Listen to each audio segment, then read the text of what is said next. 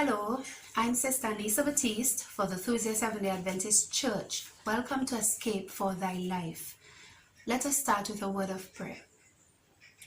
Dear Father in heaven, help me to speak the truth and nothing but the truth, and help the people to understand, and that they may make the right decisions for the preservation of their lives to your glory. In Jesus' name, amen. My dear people, this program is entitled Run for Your Life. Run for Your Life. I want to share with you very important information concerning these coronavirus vaccines that have been rushed to market as experiments upon persons. I want to talk to you specifically about the AstraZeneca vaccine we have heard would be rolled out in our country, and to show you some of the damage already done to and suffered by many using the other vaccines that have already been rolled out. The first thing you need to ask yourself, and you must always ask this question: if anything happens to you, who would be responsible? Take a look at this brief clip. Public Readiness and Emergency Preparedness Act. The Public Readiness and Emergency Preparedness Act, PrEP Act, authorizes the Secretary of the Department of Health and Human Services to issue a declaration that provides immunity from liability for claims of loss caused arising out of, relating to, or resulting from administration or use of countermeasures to diseases, threats, and conditions determined by the Secretary to constitute a present or credible risk of a future public health emergency. Entitles individuals involved in the development, manufacture, testing, distribution, administration, and use of such countermeasures, meaning vaccines, folks. A PrEP Act declaration is specifically for the purpose of providing immunity from liability and is different from and not dependent on other emergency declarations. This is problematic. This is extremely problematic. And AstraZeneca was even bragging about this just a few weeks ago in many ways. Reported as having said, this is AstraZeneca to be exempt from coronavirus vaccine liability claims in most countries. They went on to say, this is a unique situation where we as a company simply cannot take the risk if in 4 years the vaccine is showing side effects.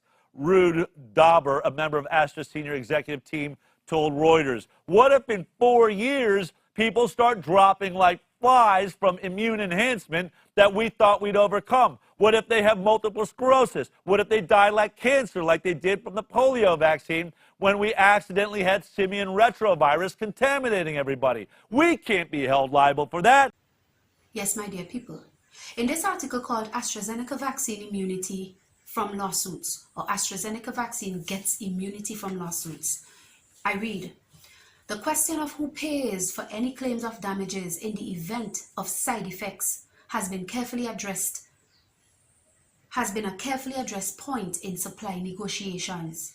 Contracts with countries are including clauses that ensure compensation for the cost of lawsuits against pharmaceutical companies and that exempt their actions and products from legal liability. They wouldn't have to pay if anything happens to you. That's what we're being told.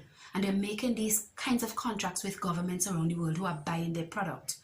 At the moment, AstraZeneca has reached an agreement with about 25 countries that are testing their experimental vaccine developed by the University of Oxford. Millions of people in these countries are expected to be immunized, but the agreements state that AstraZeneca will not be held responsible for any damage if side effects of the COVID-19 vaccine appear months, years, or decades later. Quote, this is a unique situation in which we as a company simply cannot take the risk if in 4 years the vaccine has side effects, end of quote, AstraZeneca executive Ruud Dobber told Reuters. For most countries, it is acceptable to take the risk because it is in their national interest, end of quote. So here we are being told by the AstraZeneca executive that they're not going to take the risk even if side effects appear 4 years down the road, okay? And you have to ask yourself, why should you take the risk? It is in your interest not to take the risk. So you cannot depend upon these people to care for you if something were to go wrong if you take their experimental jab. These are facts that you need to consider. Here is very important part. AstraZeneca recognizes that the vaccine may not work, but it says it is committed to running the clinical program quickly. Rushing through clinical trials and you expect to be able to assure us it is safe and it will work. Developing a vaccine is a time-consuming process because it requires rigorous scientific evaluation. In COVID's case, quote, "We don't even understand the virus itself or how the virus affects the immune system," end of quote, ponders Ken Frazier, President and CEO of the world's leading vaccine producer, pharmaceutical giant Merck and Company. Here's another quote from him. "Unfortunately, there are some cases where the vaccine not only did not provide protection, but it helped the virus to invade the cell because it was incomplete in terms of its immunogenic properties," said Frazier. "We have seen in the past, for example, with swine flu, that this vaccine has done more harm than good.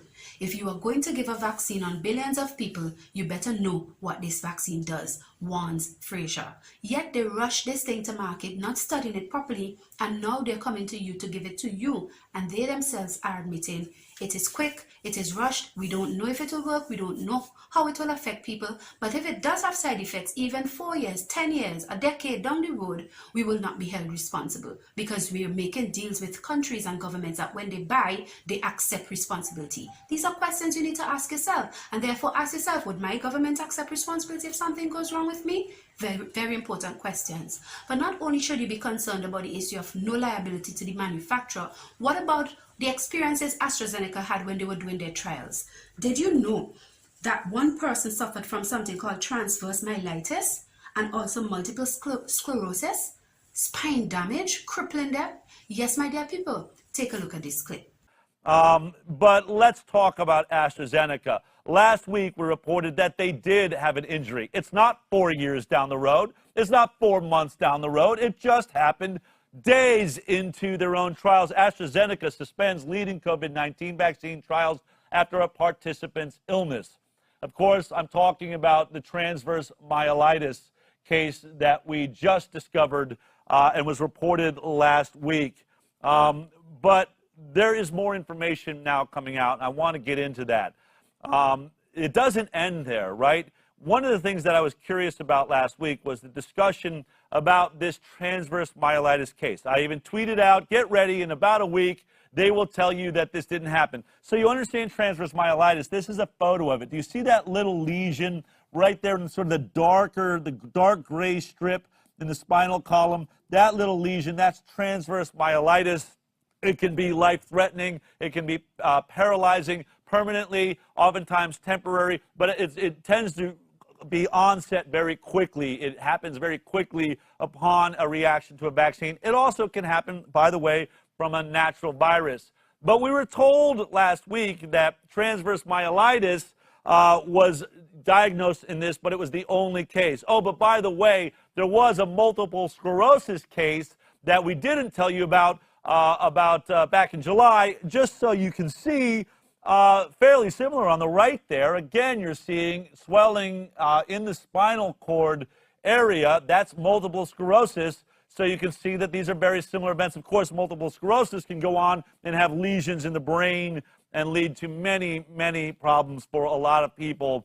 But I want to talk about a new New York Times article that came out. They got more in depth. I'm going to read a bunch of this, but let's read through it together, shall we? Take a look at this. Experts have been particularly concerned about AstraZeneca's vaccine trials, which began in April in Britain, because of the company's refusal to provide details about serious neurological illnesses in 2 participants, both women, who received its experimental vaccine in Britain. Those cases spurred the company to halt its trial twice, the second time earlier this month. The company has released few details about the 2 cases of serious illness in its trial. The first participant received 1 dose of the vaccine before developing inflammation of the spinal cord, known as transverse myelitis. According to a participant information sheet for AstraZeneca's vaccine from July, the condition can cause weakness in the arms and legs, paralysis, pain, and bowel and bladder problems. A company spokeswoman told the Times last week that the volunteer was later determined to have a previously undiagnosed case of multiple sclerosis unrelated to the vaccine, and the trial resumed shortly thereafter.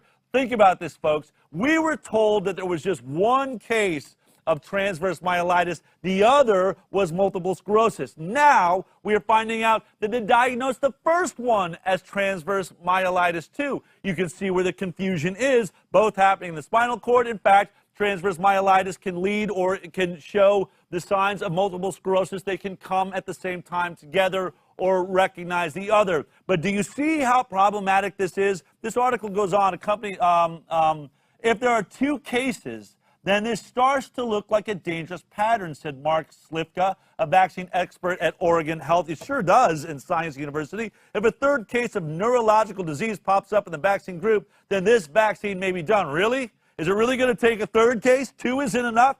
We don't have to permanently or destroy the lives of two people? But it goes on. Dr. Mark Goldberger, an infectious disease expert, the Global Antibiotic Research and Development Partnership and former FDA official, said he found the rapid restarting of trials abroad to be a little disturbing.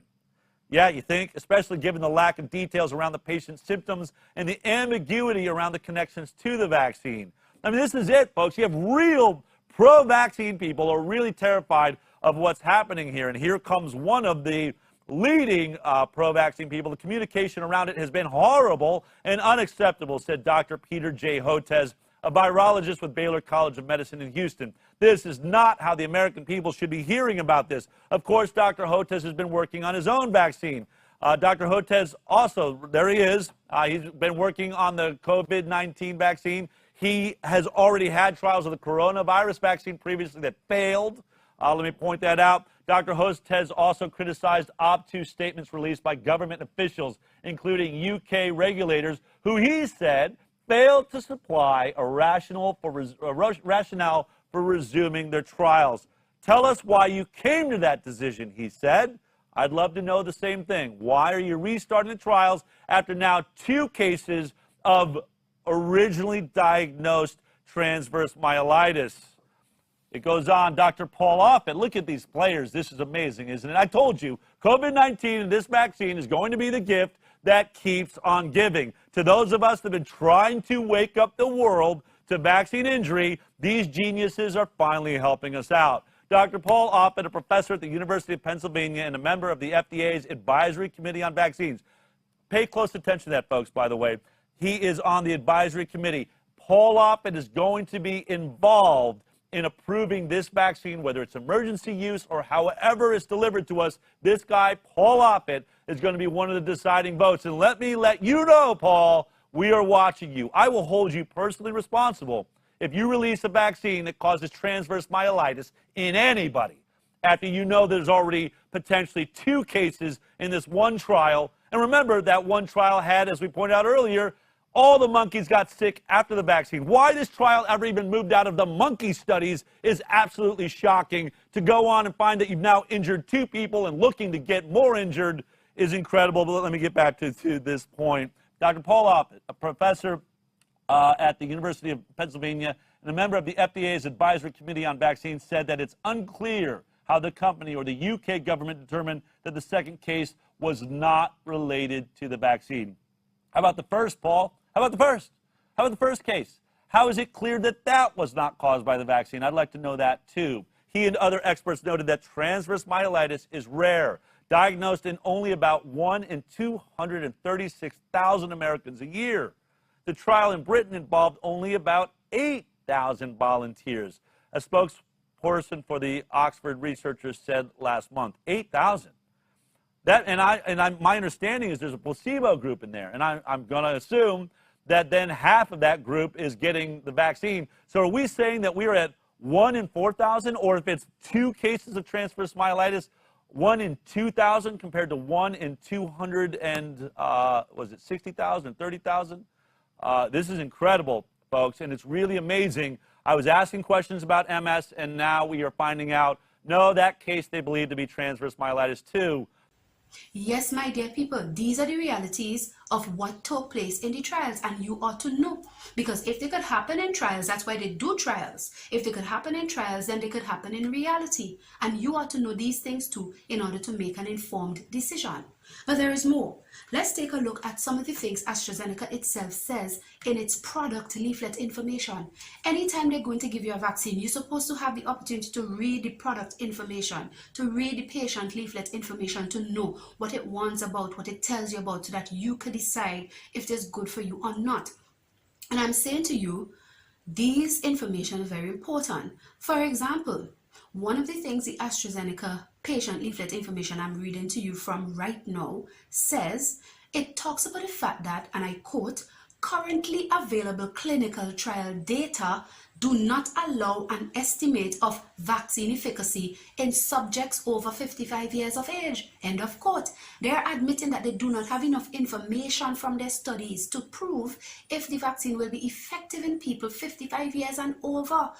Here, this is a very serious situation, because it means that when governments are making policy and saying we're going to give it to the elderly first, we're going to give it to the healthcare personnel first, have they read this from AstraZeneca? This is a document dated January 29th, 2021, so it's recent. Have they read AstraZeneca admitting they don't have enough information to say if it works in people 55 years and over? Furthermore, if it is safe in them, because if you don't know if it's work, you don't know if it's safe, and they're admitting this. So we should not be giving this to anybody 55 and over, even according to the manufacturers themselves. But there's more.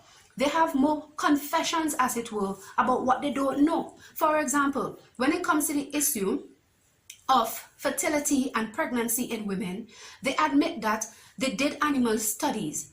They say there is limited experience with the use of the vaccine in pregnant women. They also say, and I quote, animal reproductive toxicity studies have not been completed.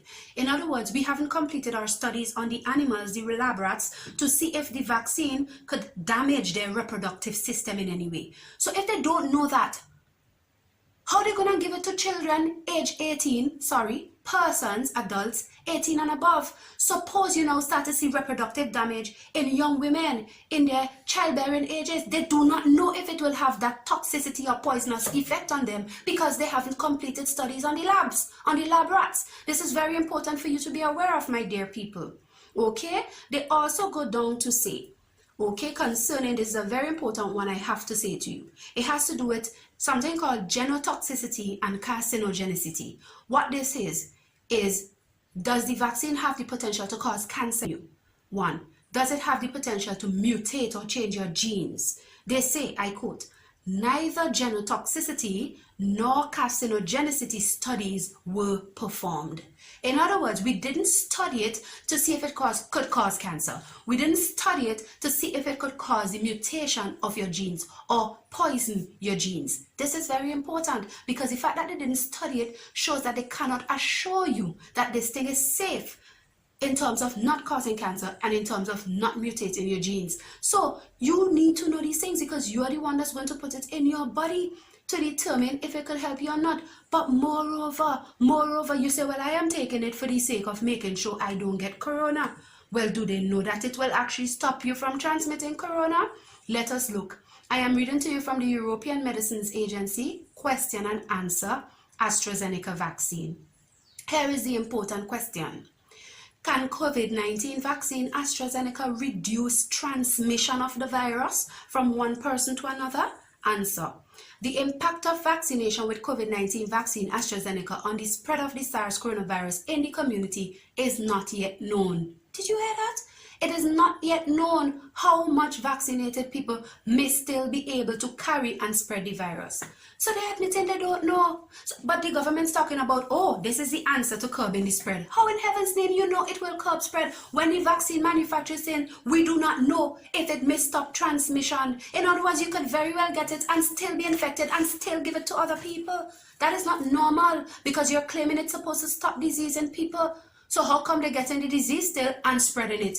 And that is highly possible because you say you don't know if it will stop transmission, which means it could still cause you to transmit the virus. These are things you should be aware of. What about immunity? They say, oh, when you get it, you're immune. You don't have to worry about corona again. Some people may say that to you. That's not a certainty. Listen to this. How long does protection from COVID-19 vaccine AstraZeneca last? Quote, it is not currently known how long protection given by COVID-19 vaccine AstraZeneca lasts. The people vaccinated in the clinical trials will continue to be followed for 1 year to gather more information on the duration of protection. The fact is, these things were rushed to market. They're experimental. They don't even know if it's going to give you lasting immunity against getting the virus again.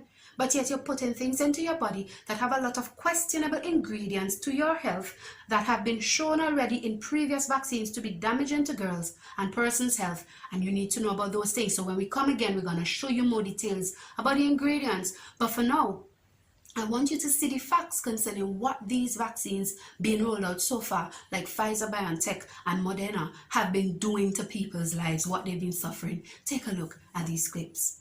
A healthcare worker had an anaphylactic reaction during the 15-minute observation period. They started to feel tingling and elevated heart rates. There's a report from the New York Times that there's been a severe allergic reaction from a healthcare worker in Alaska after receiving the Pfizer-BioNTech vaccine. Now, they report that this person is in stable condition, but the person had been hospitalized after this allergic event. We're talking about the doctor who is now the first known case of an allergic reaction involving the Cambridge-based company Moderna's new vaccine.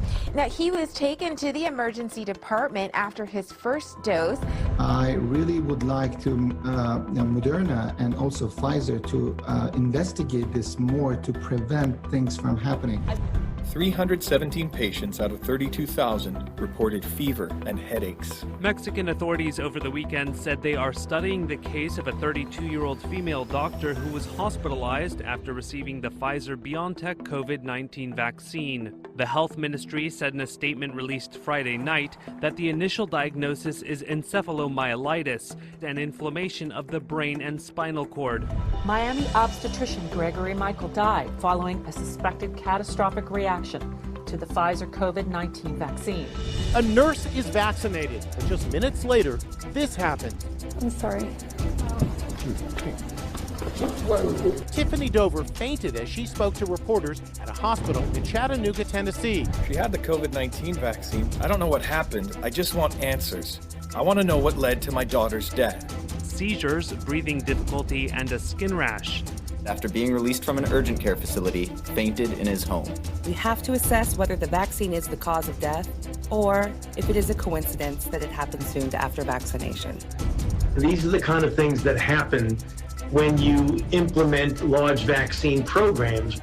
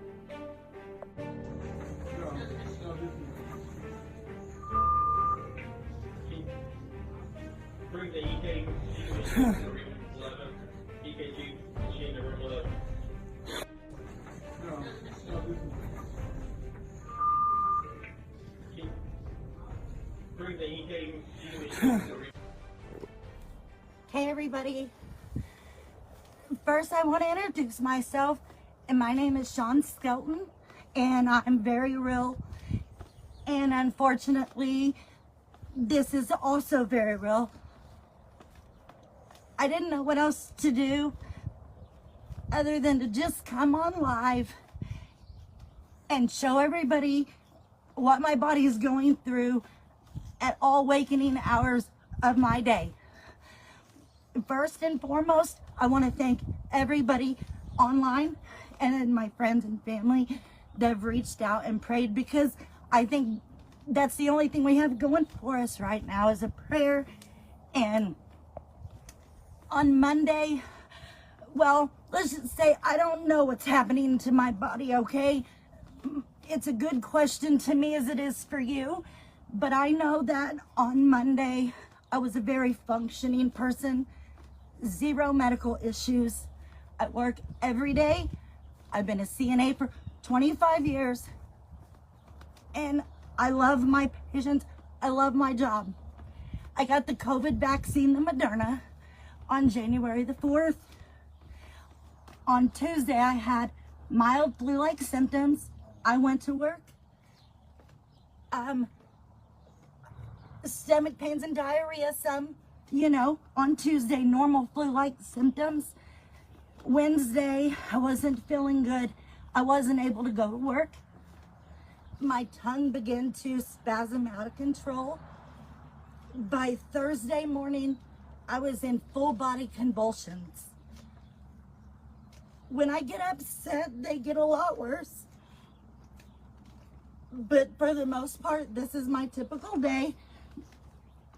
This is right now. I've even taken 2 Valiums. And this is how much my body just controls to move. And I know I have a lot of support, but a lot of you people on Facebook are really mean. I didn't ask for this. And how do you just wake up one day and your whole world is wrong and it's upside down and no one helps you is beyond me. I can't make sense of it. I can walk, but my legs just bounce.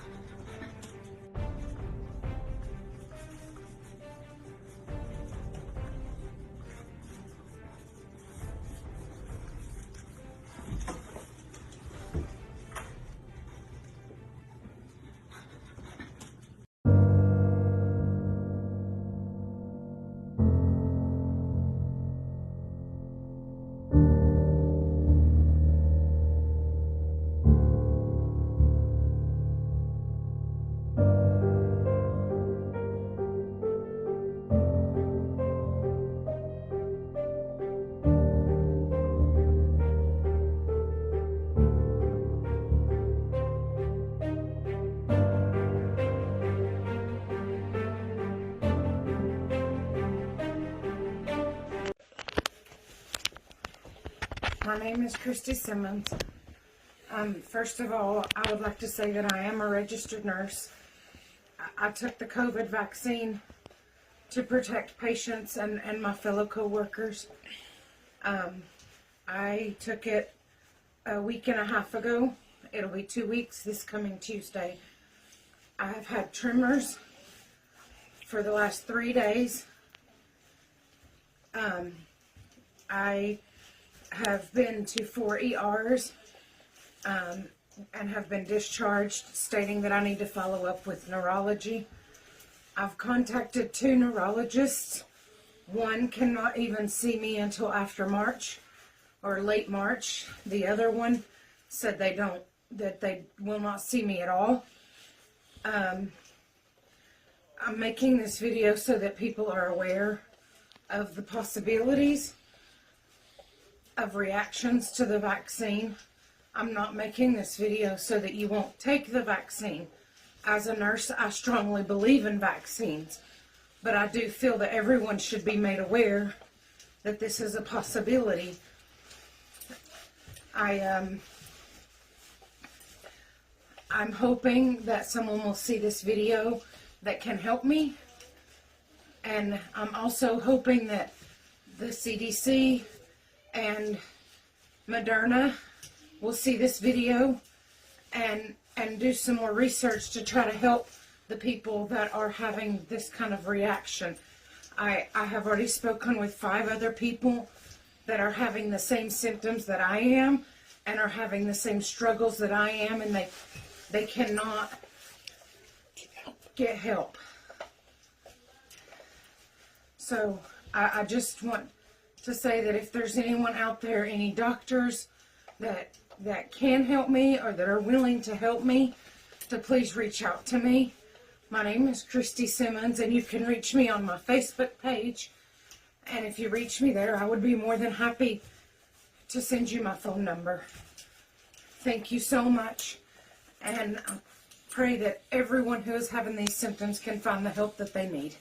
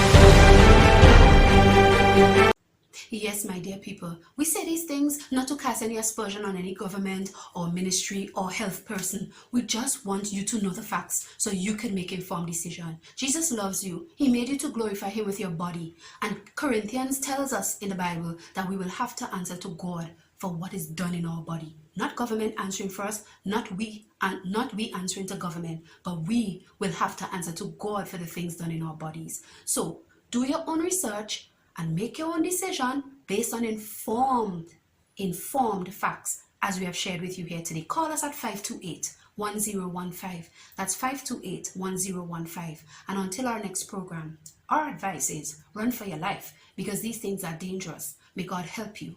Amen.